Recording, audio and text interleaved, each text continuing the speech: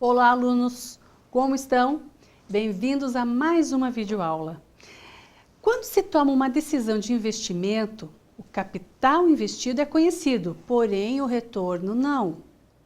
Nesse momento, em continuidade à disciplina, estudaremos com maior cuidado a questão dos riscos do investidor e a relação entre o risco e o retorno esperado. Falaremos um pouco sobre o conceito de mercado eficiente. Mas o que vem a ser um mercado eficiente? O mercado eficiente é quando há um consenso, isto é, um pensamento comum sobre o desempenho de um determinado ativo. Quando, a partir das diversas informações que são disponibilizadas aos investidores, forma-se o preço do ativo, dizemos que surge a hipótese de eficiência. Segundo Alexandre Assaf Neto, o mercado eficiente é entendido como sendo aquele em que os preços refletem as informações disponíveis e apresentam grande sensibilidade a novos dados, ajustando-se rapidamente a outros ambientes. É importante dizer que esse conceito não se aplica na existência constante de preços perfeitos dos ativos. Não é isso. É dizer que esse mercado exige que os preços não sejam formados a partir de interesses individuais. Segundo Alexandre Assaf Neto, existem algumas hipóteses para este mercado. Vejamos quais são. Nenhum participante desse mercado tem a capacidade de sozinho influenciar os preços das negociações.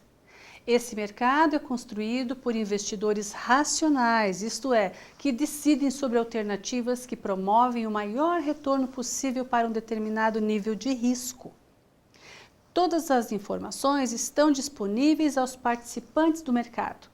Esse mercado trabalha com a hipótese de que não existe racionamento de capital, portanto, permitindo que os agentes tenham acesso equivalente às fontes de crédito. Os ativos de mercados são negociados sem restrições. As expectativas dos investidores apresentam o mesmo nível de apreciação com relação ao desempenho futuro do mercado. Nesse mercado, o retorno deve remunerar o risco, principalmente nos investimentos de longo prazo. Podemos entender o conceito de risco de várias maneiras. A avaliação do risco dependerá do contexto onde a pessoa está inserida. Como assim? De acordo com o nível de incerteza associado a um conhecimento. Quer ver exemplos? Para uma pessoa qualquer, um risco de adquirir uma doença, para um empresário, um risco de insucesso de um negócio, para uma seguradora, um risco aéreo e assim por diante. Analise comigo. Se diante da possibilidade de um investimento, eu espero um determinado valor de retorno, na medida em que eu poderei me afastar desse valor, tenho uma incerteza. Se eu puder medir esta incerteza, isto é, saber qual é a variação, conseguirei mensurar o risco do investimento. Vamos então dizer que o risco reflete uma probabilidade de um evento acontecer. Nesse nosso caso, o evento é o resultado. Muito bem, falamos então de probabilidade. No mercado financeiro, precisamos, diante das incertezas e oscilações, estimar essas probabilidades. Vamos supor que para um determinado investimento eu não tenha dados históricos. O que são dados históricos?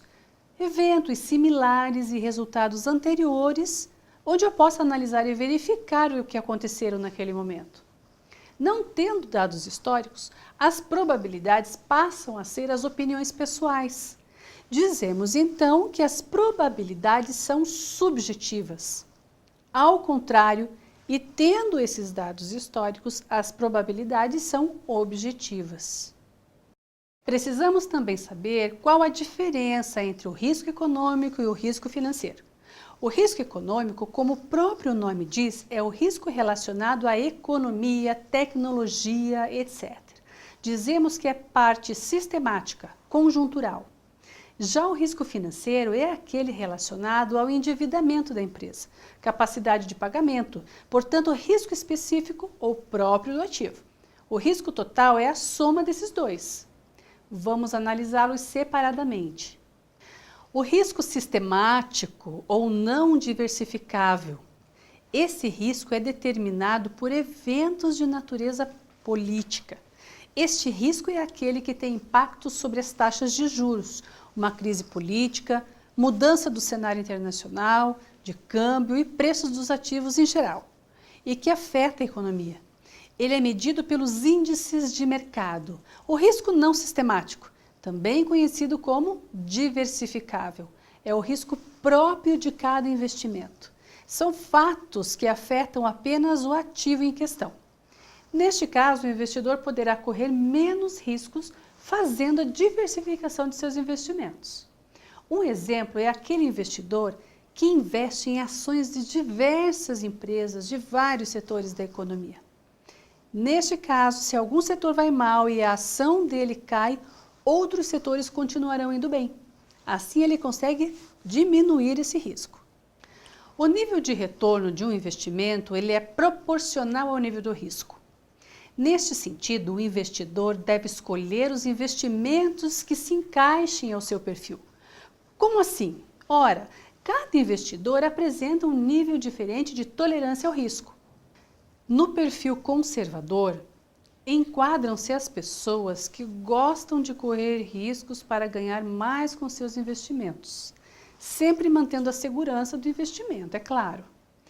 Já investidores com perfil arrojado arriscam mais, portanto precisam ter muito controle sobre seus impulsos, pois poderão realizar grandes prejuízos financeiros caso contrário. Alexandre Assaf Neto, autor do livro Mercado Financeiro, chama de princípio da dominância o seguinte: para que o investidor obtenha um retorno maior de sua carteira, deve assumir níveis mais altos de risco, pois há uma relação direta entre risco e retorno. Quanto maior o risco de um ativo, maior o prêmio pelo risco pago. Aqui o termo prêmio pelo risco nada mais é do que o retorno do investimento. Minha sugestão para complementar seus estudos é que pesquisem sobre esse tema, pois desta forma compreenderão com maior facilidade o conteúdo dessa disciplina. Fica a dica! Terminamos esta aula por aqui. Bons estudos e até a próxima aula!